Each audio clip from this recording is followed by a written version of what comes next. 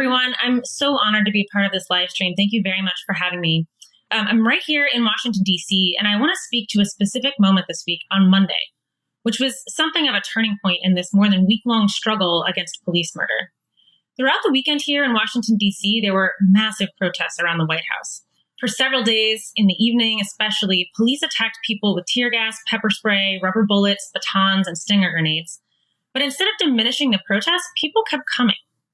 And then on Monday, D.C. Mayor Muriel Bowser declared a 7 p.m. curfew, and Donald Trump and his advisors decided to threaten the country with the imposition of the Insurrection Act of 1807, which, according to Trump, gave him the authority to send U.S. military against the people of the United States.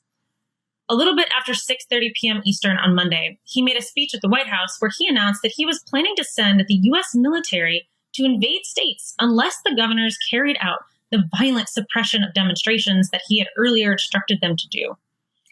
Then he wanted to have a photo op across the street from the White House in front of the historic St. John's Church. The only problem for Trump was that protesters were still having large and peaceful protests on H Street, where the church is located next to the White House. Many media outlets were still there covering events.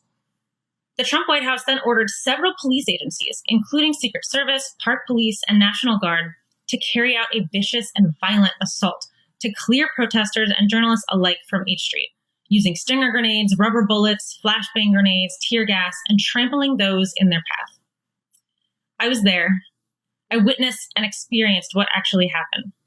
It was a stunning and sudden unleashing of violence from heavily armed law enforcement agencies, some of which were on horseback, against peaceful protesters and the media.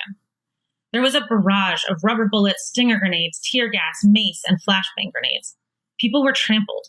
Many were chanting, "We are peaceful, peaceful protest," during the violence.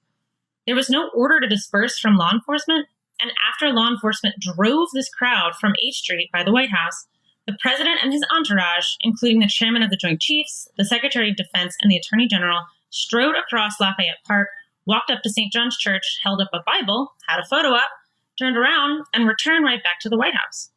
People had been ridiculing Trump for having gone to a bunker in the basement of the White House on Friday night.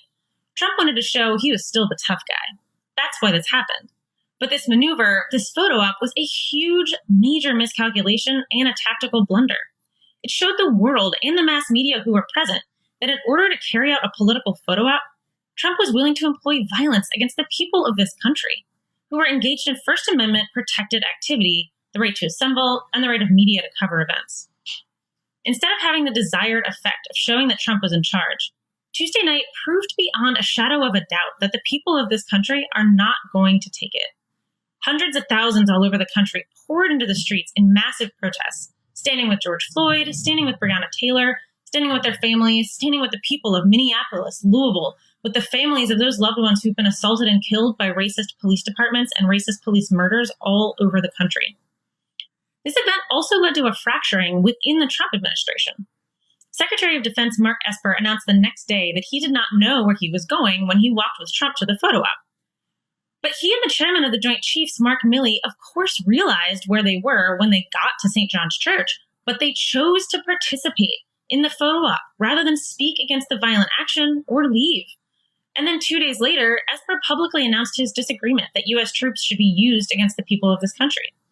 Even former Secretary of Defense James Mattis, James Mad Dog Mattis, wrote in The Atlantic on Wednesday condemning his former boss, Donald Trump, for attempting to use the military against the people of this country. The generals and bankers are worried that Trump has helped to incite, promote, and sustain the rebellion, and this might be their biggest fear of all. Trump's entire performance has, if anything, strengthened the resolve of the people, and it's drawn even larger layers of the population into the movement. Finally, last night in Washington, D.C., 2 nights after the events on Monday on H Street at St. John's Church, the marches grew to their largest number any time since the killing of George Floyd. More than 10,000 people surrounded the White House, marched to the U.S. Capitol, the Trump Hotel, and through the city. And it wasn't just D.C., it was everywhere. Big cities and small towns throughout the United States are now in a state of mobilization, and they are being joined by massive solidarity actions in the streets, in countries all around the globe. Again, I want to thank the organizers of tonight's program for sponsoring this really important event where we can all share information and perspectives And again, thank you all so much for having me on this live stream.